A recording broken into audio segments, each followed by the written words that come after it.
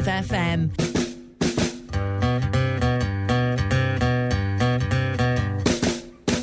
Hello, good evening and welcome to another edition of Extra Time. My name is Ronan Quirk. We're here for another hour. We'd love to hear from you. Our text number is 083 311 3311. So if you want to text us or WhatsApp message us, 083 311 3311. Love to hear from you. We're also on Blue Sky, Extra Time at bsky.social if you prefer that form of communication. Lots to cover on tonight's show. We will be announcing the Tip FM Sports Star of the Month for November. As always, lots of great nominations came into us over the course of the last month, but before we go off air, I'll let you know who was nominated and who has won. Lots of soccer with Barry Ryan, local rugby with Pat O'Donoghue of Cashel Rugby Club will be joining us as well, and there's an awful lot of GAA because a lot of underage action at this time of the year. But no prizes for guessing where we're going to start, and that is the magnificent Munster Championship win for Upperchurch Drombane in the Munster Intermediate Hurling Final. 320 to 15 points win over O'Callaghan's Mills of Clare. And you can understand, obviously delighted Liam Dunphy, manager of Upperchurch, spoke to Tip FM at the full-time whistle. Sure, absolutely elated, Paul, with stuff we dreamed of. You know, we dreamed of winning the Tip County Championship. We got there. When we knew this was a possibility, we dreamed of this also. Game probably disintegrated a small bit. Like O'Callaghan's Mills are a serious team. We know that. It went away from a bit in the second half. Things went a bit astray. But look, proud of our lads. I was just on the sideline and I go to a lot of matches. I'm very much into hurling, as a lot of people know, but all that was running through my mind was Tip and Kilkenny minor match. 13 v 15. Please don't let that happen here. Set the guys up, get them to carry the ball, push a man up the field, stop the short puck outs. And it took us a few minutes to actually for that to happen, but when we got into our flow again, we stopped the short puck outs, we turned a few over, we got a few scores, and very proud of the lads like that they were able to do that on the pitch. And we've these lads set up in such a way that we can play long, we can move it through the lines, we can play with a sweeper. We've so much practice in them with these guys, and look, they needed to find something today and they found it to just manage their way through that man advantage or two-man advantage at the time. Yeah, because it's a difficult thing. It's not something I'd imagine you'd practice all too often with two extra men, and it did take that kind of 2-3 minutes to really set up, and maybe another 2-3 minutes on top of that before lads started getting comfortable with what they were doing. Yeah, well, we never practiced the ball, but it was more so the boys just to get them to move the ball through the lines, carry the ball, offload the ball to the runner, run at the defence then when we have our bit of pace up front. And look, our guys up front, I thought they'd done really well in that period of time. It's not easy. I was actually on the sideline saying to myself, geez, I'd rather if these guys had another man on the field, because our fellas would be that bit more tuned into it. But look, it worked out for us. Delighted with the result. And we move on again now into the All-Ireland series. We've talked about work rate with this team, and it's almost doing them a disservice because the work rate is almost a given with these lads, and then the skill comes in. But the forward line, the amount of turnover ball, the Clare FM lads were mentioning it to me after full time, just the work rate of the lads it's so suited even to this time of the year when they have more rucks are kind of forming, and it tends to be Upperchurch lads winning most of those rucks. Well, it is an Upperchurch trade, Paul, but myself and James McGrath and the two guys in the back room, John Quinn and James Green, myself and James have worked with teams down through the years. The Tip youngsters at 14 and 15 and 16, even in Rossgrey I work with young lads myself, and everyone will know me by hooks, blocks, tackles and turnovers. And we repeated that in the dressing room today. It was the last word spoken going out the door of the dressing room, and the hurling looks after itself then, and James just drilled it into the guys coming out the door of the dressing room, and thank God they brought it onto the pitch. Munster Champions now. You go forward to in 3 weeks' time for an All-Ireland semi-final, and like the motivation of an All-Ireland semi-final is very simple. You get to play in Croke Park if you win this semi-final, so you'll enjoy this, but there's a huge carrot coming down the line in a few weeks' time. Yes, and there's a very, very good friend of mine, he's a Waterford man. He made a comment to me a few weeks ago after we won the county final, are you going to have a cut at Munster and the All-Ireland? And I said, I hope we are. And he said, I'll give you a piece of advice. I'm 38 years of age, he said. I'm an ordinary club hurler. I was 60 minutes from Croke Park, and he said every day I go up there now, he says, my heart just sinks. To an Oasis concert, to a county match, do not leave it after you when you get the chance, and that's the message I'm going to drill into these guys now. We've one chance at this. One chance at this is Liam Dunphy's assessment of Upperchurch Drombane and where they are. But they've got such heavy lifting already done because they're the Munster champions. Upperchurch Drombane 320, O'Callaghan Mills of Clare 15 points. Watching this with a completely neutral viewpoint. Stephen Gleeson from Upperchurch. How are you, Stephen? Good, Ronan. As good a day as the parish has had, I would say. Yeah, absolutely. It was fantastic just looking out at the field after the game and all the village people there, just cheering on the players who were up in the stand after collecting the cup when Keith Ryan went up the steps and got the cup, and fantastic for all those there. And there's been a lot of heartbreak within hurling circles, a lot of it at senior level. If you even go back the last 10-15 years, I remember being PRO there for 10 years or thereabouts for Upperchurch. It felt longer, and every year was kind of like the big game was like a loss by a point or two. It was 0-9 against Drum in the mid-final.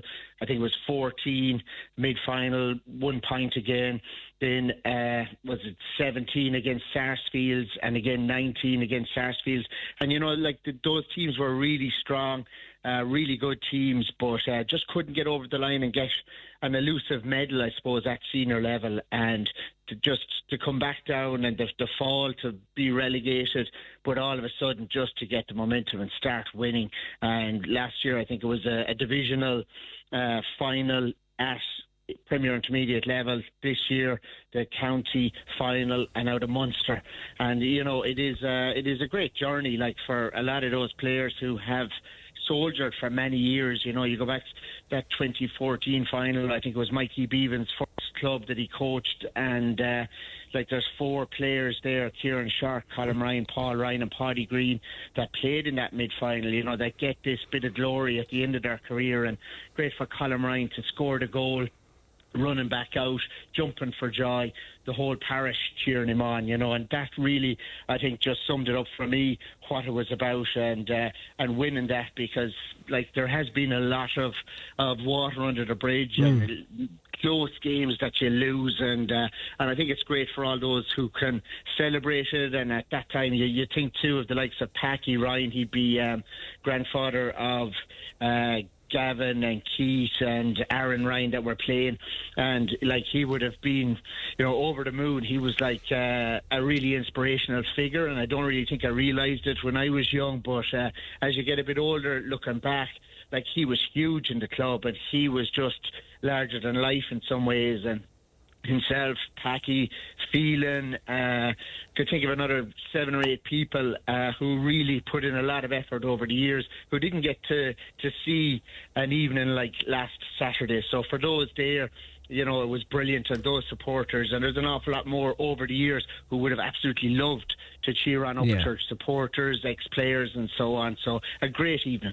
So no club, I don't think, with possible exception maybe a Ballygunner, I don't know, but no club sets out at the start of the year and says we're going to go to Croke Park, because to win a county title is so difficult and there's nothing guaranteed. You can have all the aspirations in the world, but to win a county, Seamus O'Reen or Dan Breen, whatever it is so difficult. So the pinnacle, or the Everest, if you like, for Upperchurch was always going to be to go back up to senior.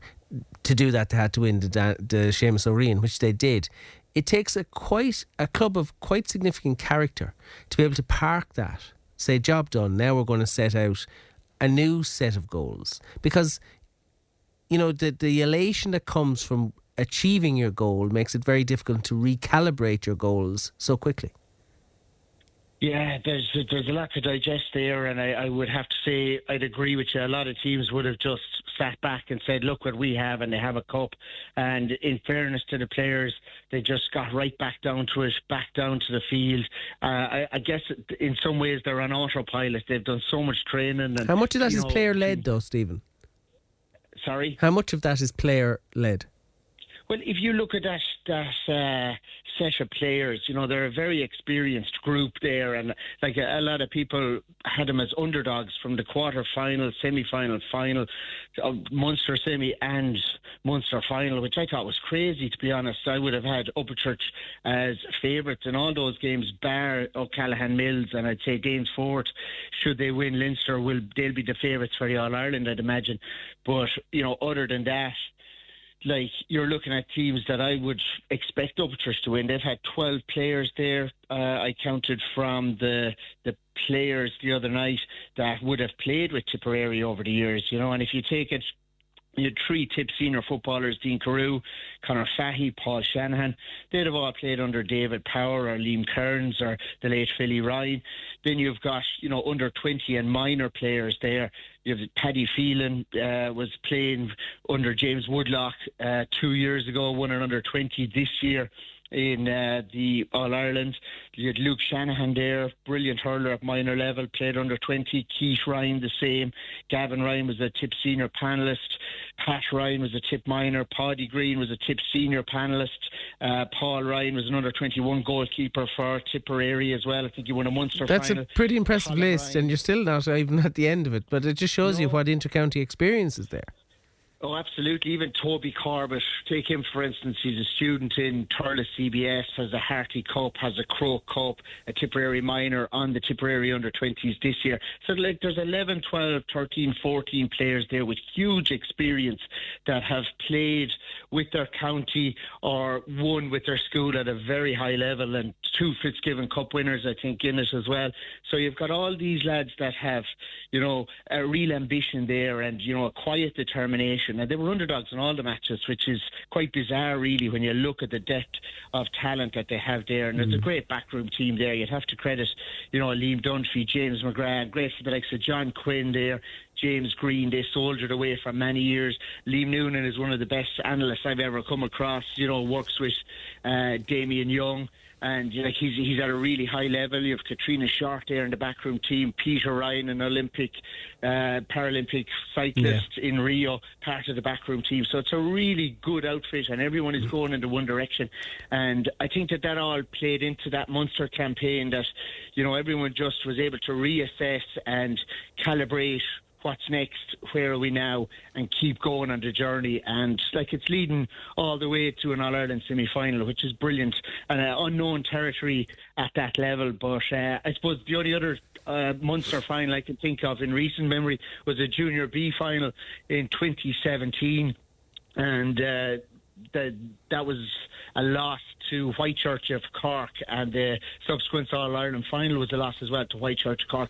But 3 players from the team on Saturday evening would have played in that, there'd be 3 key players on Saturday evening there, Dermot and Niall Grant and Dean Carew, and they would all have been on that Junior B team, and their career has had that progression, I suppose, over the past decade. So there's huge depth within that panel of quality and people that are thinking about their hurling on a daily level.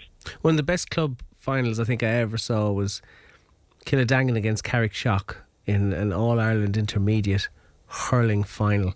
I can't remember the year, but a friend from Killadangan will no doubt text us in. I just remember just how good Darragh Egan was in that particular final. I suppose I'm raising that because that's the last time a Tipperary team has won an All-Ireland Intermediate Championship, to my knowledge. It's 2012 since the Tipperary team has won an All-Ireland Munster Intermediate Championship.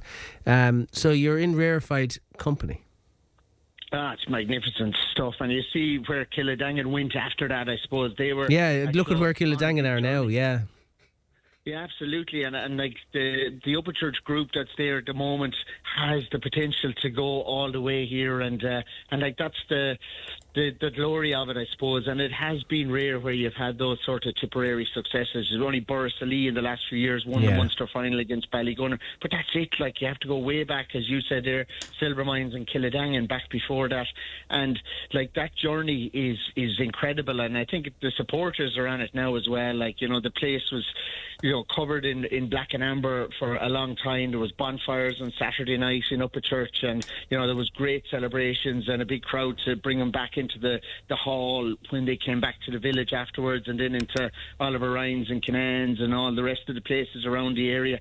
So the whole place is behind it. The community is involved, and I think that's massive as well.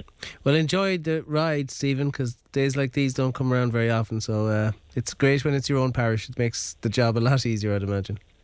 100%, Ronan, and it's just a great journey, and it's magnificent beyond that, and it's all to play for again. And I think it's the weekend before Christmas, the next match, either against Ratoath of Meath or Danesfort of Kilkenny.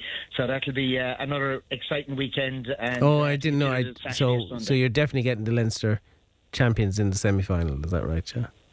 Yeah, Okay. absolutely. And it's great to have Upperchurch on the map. I mean, for instance, like I was in Thurles yesterday at the Ballygunner game, met Anthony Daly. He was talking about Upperchurch and O'Callaghan Mills, and it's everyone is talking about Upperchurch all day today in Thurles and all around. And just to leave you, Ron, I'd leave you with the final words of the great Paddy Whalen. You say, Vini Vidi Vici, I think it was. We came, we saw and conquered. And he said that one time in a dressing room, and it probably sums up the church in Munster this year.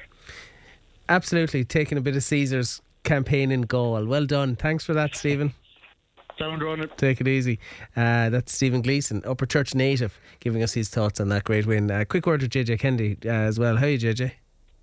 Hi, Ronan. I suppose you have to analyse the match, and something I didn't bring up with Stephen because he was in full flow about the parish, but the 3 red cards can't be ignored. Perhaps the 2 that came in quick succession when the game was finally poised. And to a certain extent, it's not a surprise that the O'Callaghan Mills manager, Sean Doyle, was highly critical of the referee. If the shoe was on the other foot, maybe we'd be in the same camp.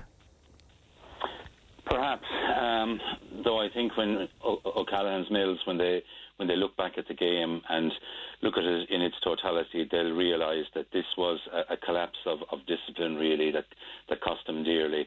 I thought even in the first half there were times when they were questioning every decision, and the referee was bringing forwards the ball for frees. The attitude wasn't right, and I mean the first red card they got was pretty indisputable. I think it was another high tackle. It was a high tackle. The guy was already on a yellow, and then he does a high tackle, so he's 9 times out of 10 he's going to be sent off for that. And then it was just verbals after that, wasn't it? Just arguing and dissent and sustained it until he got a card again. So I don't think they could have much argument there, really. Their discipline just collapsed. I do agree with you. I mean, the O'Callaghan Mills manager said the referee lost control of the game. Arguably, the O'Callaghan Mills player, particularly the one who got the 2 yellows for dissent, lost control of himself. And like at the end of the day, he's let himself down, his teammates down. Yeah, absolutely. Now, there was a phase of play just before the red cards, which was pretty frantic, and I think that there were lots of frees for both sides that went unpunished in that maybe a minute or 2 minutes of play. It just got away from the referee. It wasn't that O'Callaghan Mills were being unduly punished in that particular period. There were frees all over the place that were not given, and then it happened. So you have to be disciplined, and you have to, even when frees go against you, as we know from the past, you have to be able to take it and keep your composure, keep your focus, and just keep playing the game. You'll never win if you lose it and you start arguing and debating with the referee and that. And I think that's just what happened to them there. It's a pity, because I don't think it should really put any asterisks around the Upperchurch win. They fully deserve this. I thought the first 5-10 minutes. It was tough. I thought that O'Callaghan Mills looked maybe slightly the better team at that stage. They were coming at Upperchurch, and it was really great defending, and that's been a feature of that team all year, that the defence has been absolutely outstanding. And once they didn't concede a big score in that particular period, I thought Upperchurch worked their way into the game. They looked the better team in the second quarter. They were still leading, albeit by only a point, I think, when the red cards happened.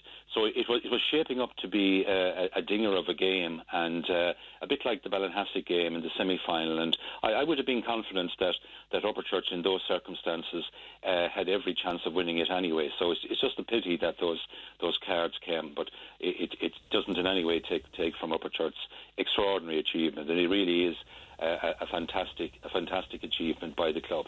It is, and they're in bonus territory now. Kind of, let's assume for the purpose of this conversation that it is going to be Danesford. They'll go into that as underdogs, and good luck to them. They will, absolutely, yeah. That'll be the general assumption that being Kilkenny, I suppose it's Paul Murphy's club, and he's playing centre back, I think, for them. So it's that we can't really start talking about that, I suppose, until the other semi-final is played. and the Leinster final, of course, first of all has to be played, and then we'll see after that.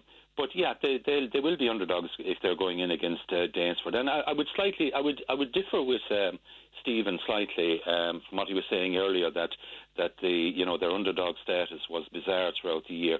I think their underdog status, which probably helped them maybe in some ways, was understandable because, and we mentioned this in earlier weeks, that the margin between victory and defeat can be so narrow, and actually Upperchurch's early games in this year's championship are part of the reason why they were underdogs. They lost the mid-tip semi-final to Mind Timbuktu. They only drew their first round in the county round robin series against Moneygall, I think it was. They were extremely lucky in the third game against Ballina. They were within seconds of exiting the championship. Yep. When, a free by Gavin Ryan from out midfield suddenly goes all the way to the net and they win by a single point. Even in the county semi-final against Gortnahoe, they very easily could have lost that one. That was nip and tuck coming down the home straight. If anything, I thought Gortnahoe had a slight edge going into the final straight, and they did. Upperchurch did extremely well to get over that one by a single point. So, there were reasons why they were underdogs. They weren't really blowing out the lights in any of those games, but what they were doing was that they were building gradually. And I think after that Gortnahoe game particularly, they just stepped up to another level. Swans couldn't cope with them in the county final. Ballinhassig, who would have been very strong opponents in the Munster semi-final, again, they just had an edge on those, and they've really brought it to another level. It's a great example of, staying with it and building momentum and eventually getting on a roll. And that's what has happened and has brought them to this new high of a Munster club, which is really extraordinary for a club that, has had so many disappointments even in the recent past. I agree, and, it's bonus territory, and bearing in mind the Tipperary record in Munster Championship, it's good to take a championship back to Tipperary, considering the very fine clubs that have gone into that championship over the years and come away with nothing. I want to move on before we say good luck to you, and that is in relation to harping back to last week's conversation and the fact that the vote took place at the County Board meeting this week. I'm sure you were pleased to see that vote go in favour of a return to even age groups. I was, yeah, absolutely, and because I've been in favour of going back to the even age groups for some time now, and I think it was always going to happen at that county board level. In many ways, they were just following the lead of other counties, because that's been the trend throughout the country to go back to the even age groups, and particularly, I suppose, re-establishing the under 18 as the minor grade. And of course, the big issue that will come now, Ronan, is whether or not inter-county will follow suit, and I think that's where the big debate is going to go to from here on. And what's your gut tell you?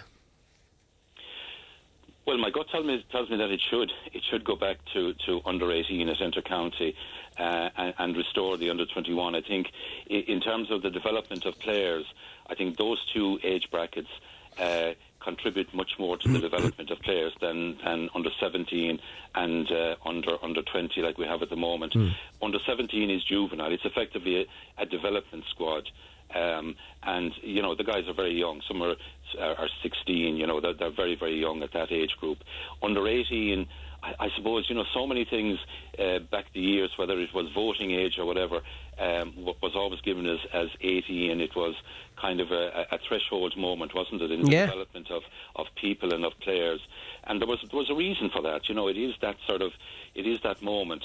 And likewise with 21, again, it was seen as, if you like, the final stage of underage development, and you were then gone into full adulthood. And it served teams right. It served teams well over the years. The inter-county under 21s were that bit more mature and that bit more ready for senior inter-county, even though when I say that, I'm sort of aware that our Liam Cahill's team this year, if you like, bucked that trend a little bit because we had 19-year-olds, doing the deed. But in general, what happened this year was more of an exception. I think in general, the under-18 and under-21 are far more suitable and they're far more appropriate in terms of the development of players. And a lot of the rationale, Ronan, I think we mentioned the last day, a lot of the rationale for the under-18 going to under-17 has been removed in recent years. Yeah, the player burnout issue. Yeah, absolutely. I think that was the principal driver. It was. I think it was nearly the only driver. It was certainly one of the principal drivers anyway. And so many aspects of that, I think, have changed since. I think the biggest problem probably will be that people who championed that particular change, very often within the GA, when we champion a change like that, we're very reluctant to admit that, maybe it's not the best, maybe we should revert it. But that is going to be the debate into the future. I know we've had some great days at minor. James Woodlock's two All-Ireland wins in Nolan Park to remind us of it.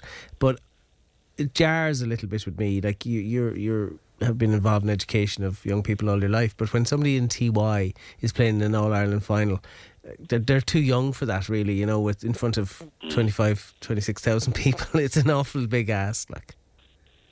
It is, and I suppose that was one of the reasons that they took the minor away from the senior All-Ireland and put it as a standalone final in the last number of years for precisely the reason that you're talking about.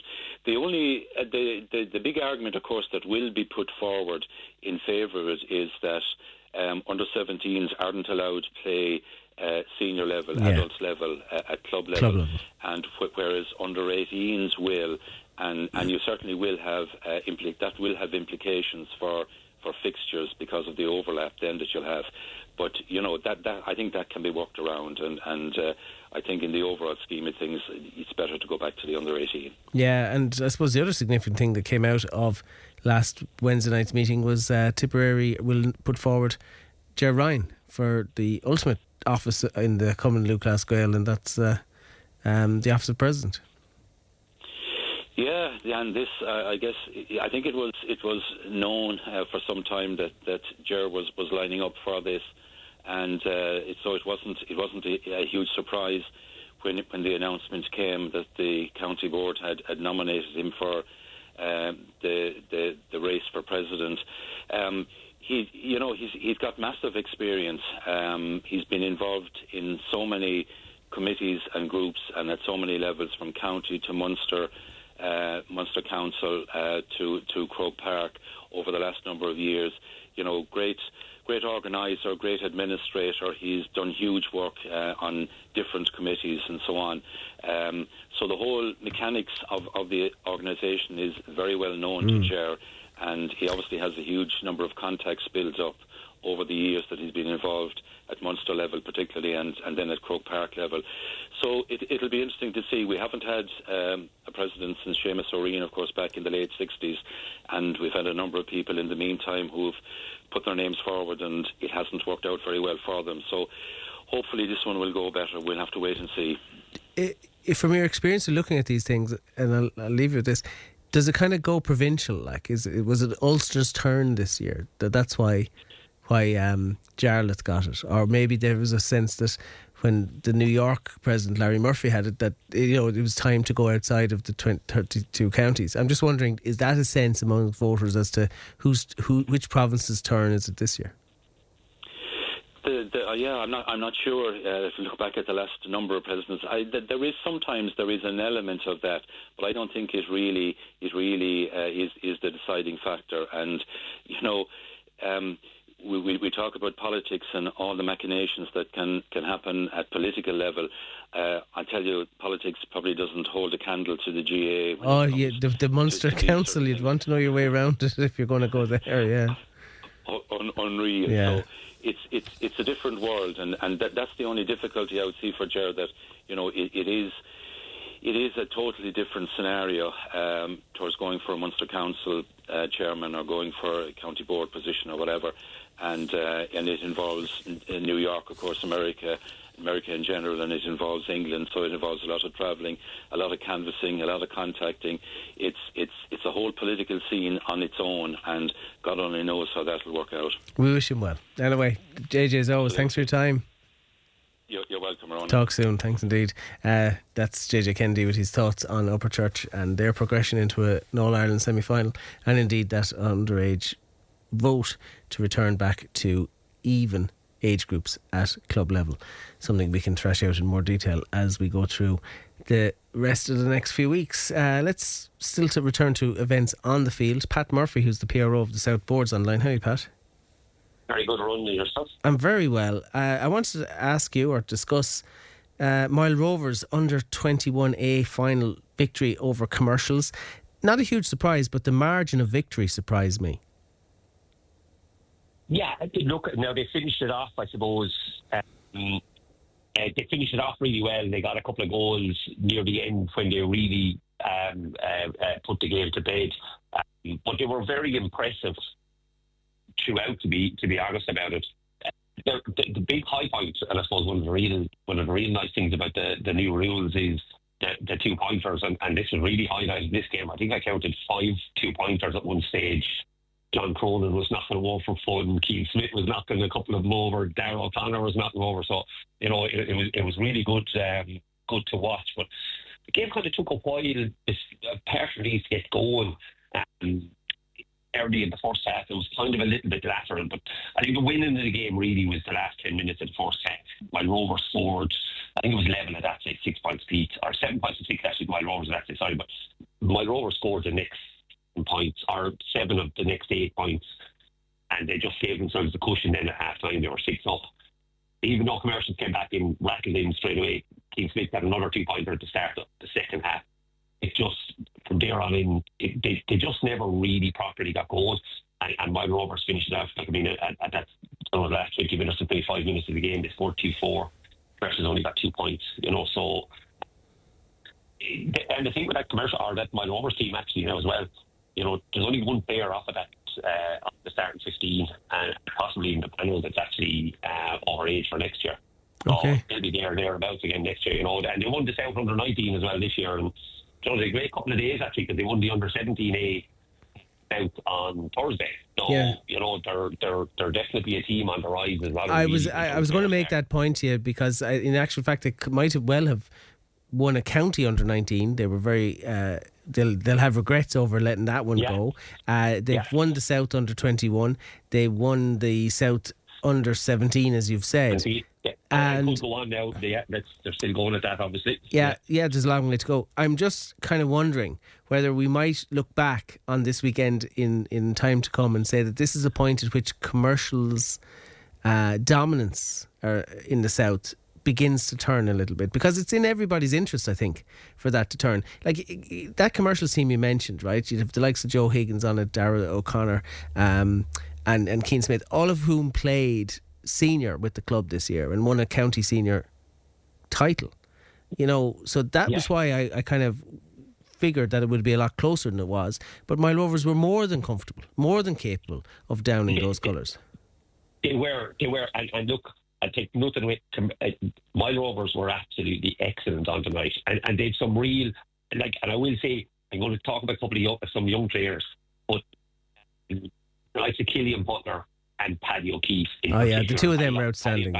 They were absolutely outstanding. Killian Butler was, every time someone was under pressure, Killian was behind him to take the ball, and he seemed to go forward with it constantly. Broke the tackle, got away, just really driving it forward. It was really excellent. Now, they do have some really good jobs, but just on the Commercial side of things, it was a little bit, they seemed to be a little bit flat, a little bit lethargic compared to what you'd expect. If you look at that, the chain and goal, as good as you get. And Joe Ty Sheen as well, Dara, Joe Keane, they're all, James Tower, they are all playing senior. They just didn't seem to be quite, as well, actually. They just didn't seem to be quite at the pitch of it the other night, to be honest with you. Now, look, you get that sometimes in that you're not let be at the pitch of it. The other team, it's just their day, and they're better. And, so time will tell whether that is going to be the case. But I don't think Commercials are going anywhere too soon, to be honest with you. But I do think that intense rivalry that was there before is back. That's, will feel, Yeah, hang on. We're, I think at senior level this year, you would have seen the stage where commercials were bringing on inter-county standard players and players that have played with Tip, whereas my Rovers were bringing on younger players. Now, but those younger players, their time is coming. They'll really step up. I do think that it'll be serious rivalry for the time to come, to be honest with you. Yeah, well, those of us who are old enough to remember Franny Kelly, John Owens going at it, who doesn't want to see that again? Like, yeah, of course, yeah, so yeah. Anyway, fine victory for my Rovers. In the B, I think feathered 124, Knockmeal down Gales 219. Yeah, this is a late enough game. It was starting late, and then it was a few minutes of a delay, and then it went into extra time. So, gosh, the lights were nearly being turned off by the time we were leaving there. Real exciting game. Feathered would have been the favourites coming out beforehand, but a really exciting game. A really tight. Just Feathered in the end, when it got to extra time, they just had that small little bit of a capability to get a couple of scores to get them over the line, but a really exciting game now. Nothing in it. So yeah, they'll fancy their chances going forward as well. Absolutely. As always, Pat, thanks for your time this evening. Not at all. Pat Murphy, PRO of the South Board, joining us there. Liam Hogan's on the line to talk North under 21 hurling. How are you, Liam? Hello, Ronan. How are you keeping? We start with Bursley's 1-point victory over Toomevara. Toomevara seemed irate at the full-time whistle. That was a game who wasn't that Ronan. So, fair enough. My apologies. I would start with that one. But anyway, Bursley had a 1-point win over Toomevara, 217 to 22 points. The Mines overcame Ballina. This after extra time in a highly entertaining game in wintry conditions at Dolla. An extraordinary game in the sense that it's the first time I don't remember in my time seeing a team have scoreless in the first half of hurling. And Mines held Ballina scoreless. 1-3 to no score at half time was how it stood at that stage. Ballina made a great recovery in the second half, and we were just in front about a minute to go before Sean Nolan equalised the first two periods of extra time. And Ronan, some of you might remember Owen Merchant, the goal he scored against Kerry in the 2019 football final. And something similar happened the restart of extra time. Luke O'Brien won possession and saw 60-70 metres with the ball on Hurley and stuck it in the back of the net. And that goal was the cushion that Mines had for the rest of extra time, which and they held on in the finish to win by a point. So it was a very good game. Fantastic performance by Luke O'Connor, I must say, in the Mines goals. He made 3 outstanding saves, which in the first half, a time when Ballina, if you had to get a goal or two, you never know how they might have fared. But an extraordinary game in the conditions, and it's a repeat now of last year's final. Bursley won yesterday. They are the champions. They're playing the Mines again now in the final next weekend, and a repeat. And yesterday's semi-final between Ballina and the Mines was a repeat of last year's semi-final, with the Mines win by a point also. So history repeating itself, yeah. Yeah, indeed. And Kilruane in the B overcame Newport. That's right, with ease, yeah. I've seen Kilruane play Killangan a few weeks ago, and they were much too good for Killangan on the day. Killangan were short 1 or 2 players that day. Killangan improved a little bit since, and probably should have won on Saturday against Burgess had they taken all their chances. 11 or 12 wides had chances. Burgess hadn't had to depend on David Neal, who was very, very good from frees. Scored 111 best balls, and the goal was the difference in the end. A well-worked goal that kept them going into the finishing line, and they held out. So I'm a bit surprised. Now. Should I be surprised? The numbers that Killadangan have, that they were playing the B division of the under-21 championship. Maybe it's just that particular set of youngsters, but that particular set of youngsters, the standard, you have Hilton Hollows running. Yeah, you do. Kildangan are in the Hollow at the moment, and Things change. I know. Yeah, things change. No two ways about it. Yeah, so Killadangan losing by a single point to Burgess, and that means Burgess will take on Kilruane in that B final. So Kilruane easily bet Newport in the semi-final, and Newport had easy wins in their group against Flourish and Rovers and Portrue in the group stage, and it would, for all intents and purposes, it looks as if Kilruane were the favourites going into that game. Okay. I just picked up on something you said at the start when we were talking about the Mines against Ballina. I said hugely entertaining game. With the pitches as heavy they are, it's a testimony to the Under-21 Championship that we get such entertainment at this time of year. Absolutely. I couldn't, you please people go out and watch these games because the winter's long and you're going to miss them come January, Absolutely. They're highly entertaining games over the weekend there, and I must say the referees, Alan Graham in the B semi-final, I think Burgess and Kildangan helped the no win by letting play flow as much as possible, and then Christy McLaughlin let play go as much as possible, and it really added to the entertainment. The only drawback about the game yesterday, the going to extra time, 2 periods of extra time, it was what should have been 20 minutes of hurling extended to nearly a half an hour because players cramping and going down, needing attention, and subs coming in, and it was that stuff, that nature. Sometimes I don't enjoy 2 periods of extra time because it's very stop-started.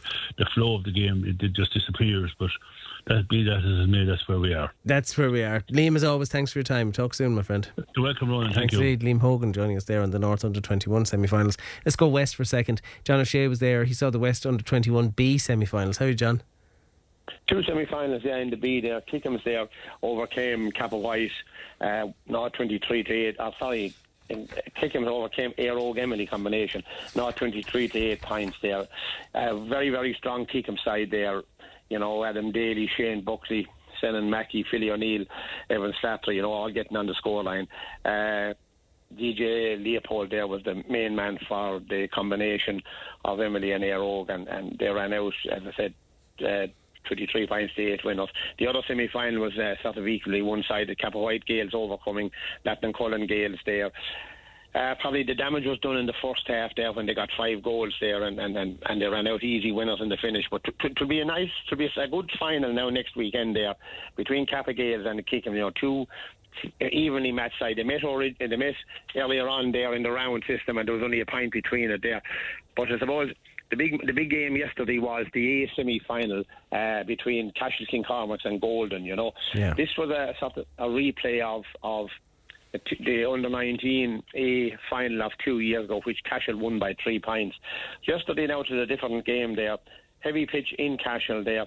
Golden made a running from the start and were never laid 9 points to 5 at the end of the first half there, with Ben Cunningham putting over 6 from place balls. Cashel came back into the second half, and Oisin Donoghue came more into the game, but they were still, going into the second of the last quarter, 13 points to 10 in favour of Golden, and they held out in the finish 17-14. They are a very, very strong, 2 strong sides, but it wasn't a free-flowing game because it was really a very, very intense game, and the conditions were just heavy. The no bounce on the ball, there a lot of scrummaging, no free-flowing at all. But look at Golden. Deserved winners there on the day, Ronan. Well, Golden are having some season, aren't they? They're having some season now. They had a good few of their under. I'd say of the intermediate panel, they'd probably have maybe 10 of the intermediate panel. Now, they wouldn't all have been playing but very, very strong there. You have Brian Marnan there, Kieran Byrne, Cian Lundberg, the Daltons, Pádraig Gavin and Jack Bergen, Houlihan, Aina Orm and Sam Hall. Sam Hall had actually a quiet game yesterday, very, very strong. There was Cashel then, they were very dependent on we'll say, Ronan Connolly at centre-back, Andrew Irwin at full-back. Kieran Dwyer, there, who was after senior team, Oisin Donoghue, Anthony Welsh, but I suppose they just didn't have enough. Golden were probably more level-sided team, Now Golden go on out to play Arravale Rovers in the final. It's an unusual final like that. Hasn't Cashel or Penalty in it, or Kappa White in the senior, in the A. I think it's 2016 since Golden. Yeah, Golden won it in 2016, and you have to go back to 2011 for Arravale to win it. That'll be that final is on again next Sunday. The B final is in Anacarty at 12. The A final in Bancha at 2 o'clock.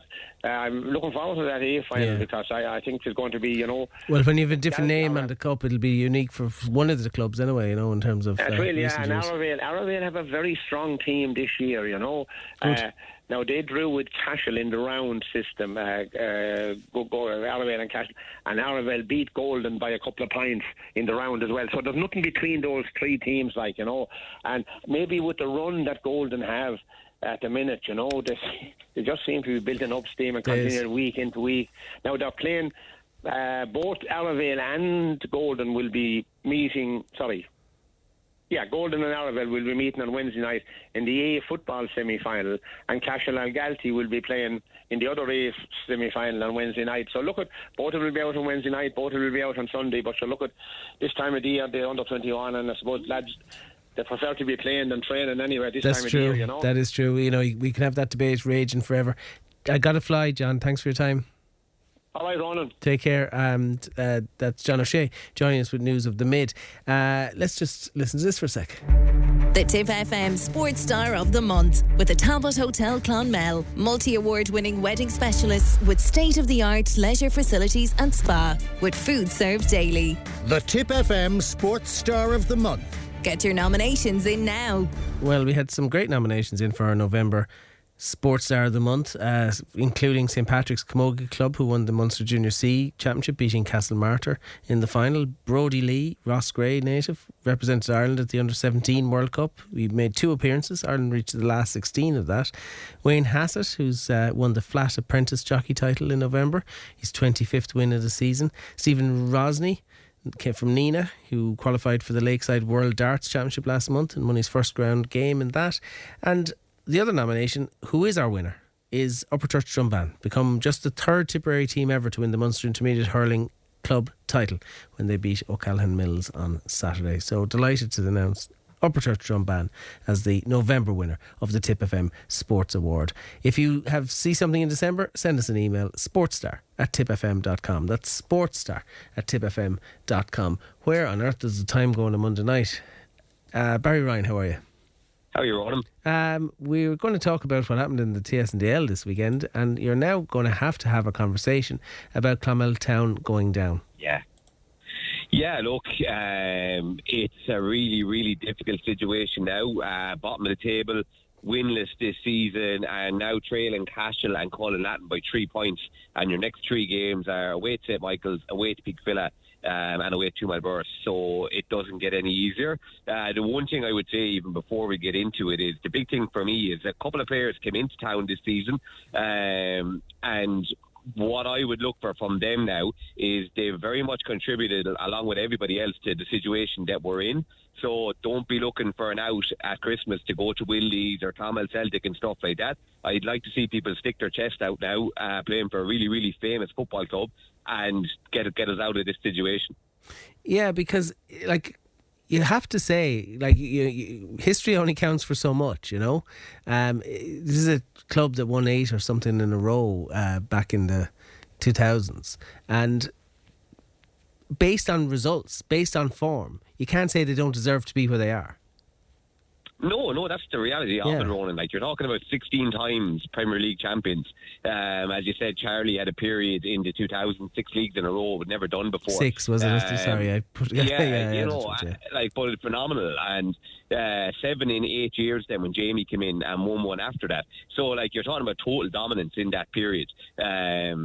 And look, times change. You only have to look at the likes of Manchester United now at the moment. We never thought they'd be in the situation that they're in. And, it's easy for us, probably people have a Clonmel Town persuasion as well, to say it's not good for the league to be where Clonmel Town are. The league needs Clonmel Town and stuff like that. But ultimately, football is ruthless. Nobody needs you, or no one cares where you are. Well, there was an old adage about being too good to go down. Nobody ever, Anyway. Yeah, it doesn't. Yeah, doesn't exactly. wash. No, So for me, that is the big thing now, is that everybody in Clonmel needs to roll their sleeves up. I think Ian Cleary is the right person because he's so experienced. In terms of his playing career, there's nothing he hasn't seen, and I think the players need to row him behind him now, and it's going to be a real test of character, because the easiest thing in the world to do now is to sign for Wildy's or sign for Clonmel Celtic at Christmas and distance yourself from it, but you got us into this situation, so get us out of it. Fair play to Castletown, before we forget to say that, like, they went to the complex and got the win. Yeah, and look, Joe Brown, I think everyone on the day that was there would feel he was the difference between the two teams. His pace, constant threat down the side. He won the penalty, and he was just a thorn all day in Clonmel side. And I think we saw that on the flip side when Jack Kennedy and Kevin Fahey and Ryan Lamb came in last year after the GEA, that the lift they gave Town. And I think Cashel have probably felt that in recent weeks from Devon Ryan and Joe Brown and these lads as well. They give such a kick when they come in with their fitness levels and stuff like that as well. Yeah, Peak Villa scored 4, conceded 1 against Cullen Latin. They did what they had to do. Well, I don't know. Go on. Yeah, I was just going to say, look, they've gotten job done. They were 4-0 up. I'd probably be a little bit annoyed about giving away a goal and not keeping the clean sheet. But I'd say going down there, it's 3 points on the board, and they keep moving along nicely. And I was going to ask you, who's happier after Celtic and 2 Malboroughs drawing 0-0 on the bypass? Yeah, look, I think it's a better point for Clonmel Celtic, but I think 2 Malboroughs won't be too hard on themselves either, because it's a difficult place to go at the moment. Clonmel Celtic have been improving rapidly, and like I've been kind of pushing Spurs all the time to keep the clean sheet. And when you go away to a difficult fixture like that, if you can't win it, don't lose it. And they haven't lost it. And people can talk about dropping 2 points, but if Burris go and they beat Peak Villa when they meet, well, then all of a sudden they might reflect on that point in Burris. It's not the worst result in the world. They hit the crossbar late on with Tom Ryan. Burris did almost snatch the victory. Look, I know they'll probably be disappointed not to win it, but they didn't lose it, and the momentum still keeps moving with them. Yeah, St Michael's tidied up a Tipperary Cup round 2 tie against Cahir Park, 5-0 winners there, doing what they always do. I'm just going to nip into the Paddy Purtle Cup for a second. Wilderness Rovers are out, which surprised me a little bit based on how good their form is in league. Yeah, surprised me as well, because they were going so strong in the league and they were quite competitive in that Munster Junior Cup game against Broadford, and they just seem to have so much momentum and so many good things happening. But I think it's one of the things we probably love about the Paddy Purtle Cup and some of the first division and second division games and stuff. You can never take anything for granted in those games, and the games are always so evenly matched. Yeah, but maybe it's a signal of their intent that, this isn't exactly what their objective is for the year, and it's about getting into the Premier League, and Paddy Purtle Cup isn't going to butter any parsnips to come the end of season. Yeah, I think that's probably a fair point. There probably was a situation a couple of years ago where Wilderness might have really targeted a competition like the Paddy Purtle Cup, but I think they probably see themselves as a Premier Division club in all but I think that they see that's where they belong, that they've been making strides with their facilities. They've got into the open draw, the Munster Junior Cup. I think anything, if they won the Paddy Purtle Cup but didn't get promoted, I think it wouldn't be a successful season. Okay, fair enough. And but Tipperary Town were able to account for St Nicholas with ease in the same competition. Yeah, and look, they're moving well as well. Some great goals from that game online as well. 3 or 4 brilliant headers, and Tipperary Town moving well as well. And good to see Stephen Quinn playing with them as well. I know he's very busy with the League of Ireland and coaching and stuff, but a stalwart of that club as well. And they're a real group where all mucking together and stuff like that. And they've really managed to keep that club going in recent years. You look forward to next weekend, and you look at St Michael's facing Clonmel Town. And before we'd be wetting our lips, in relation to this with eager anticipation, but I'm sure there's some stalwarts of Clonmel Town with some degree of dread heading to Cook Park on Saturday night. Yeah, that's exactly it. I suppose this was the fixture that was always dubbed El Clasico, and it was the big game in Tipperary, always drew a big crowd. And it's now a situation where it's a bit of a nightmare fixture in terms of the Clonmel Town youths play Newmarket Celtic in the Munster U Cup on Saturday, and Kobe Quinn and a couple of those players, Fred French Davis, that have been heavily involved in the junior team, you can't ask them to race from Clonmel after the youth game down to Tipperary Town and start that game, so they may end up on the bench down there. So I think it's probably damage limitation and really focus on the games that Clonmel Town are going to have against Cahir, Clonmel Celtic and Cullen. They're the games that they're going to have to get something from. But I think what you don't want this weekend is to go down and get hit for 6 or 7. Yeah, it's true. I'm also looking at Cahir Park against Clonmel Celtic, which I think is a key game for both clubs. Yes, it's a big game for Clare now. They'll be really disappointed with that result against St. Michael's the weekend. St. Michael's were missing Ed Dwyer, who was suspended, and he's been their talisman in terms of getting goals and stuff like that.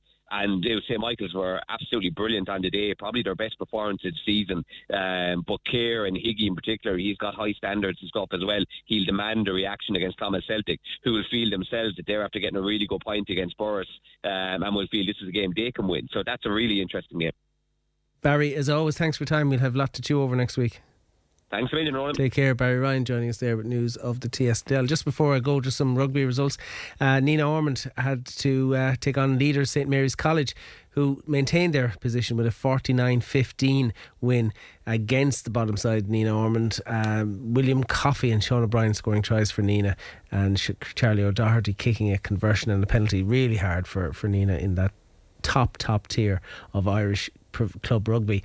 Elsewhere, Cashel gone into just outside the relegation zone. They lost at home 25-19 Greystones. Alan Flannery scored tries for Cashel and David Upton got one as well. Alan Flannery got two, I should say. John O'Sullivan kicking two conversions, while Clonmel are the new leaders in 2C following a 29-21 away win in Middleton. Freddie Davis scoring two tries for Clonmel. Brandon Delicato, who I seem to mention every week, and Michael Conlon getting one each. Joseph O'Connor kicking three conversions and a penalty. Congratulations Clonmel, who are motoring well.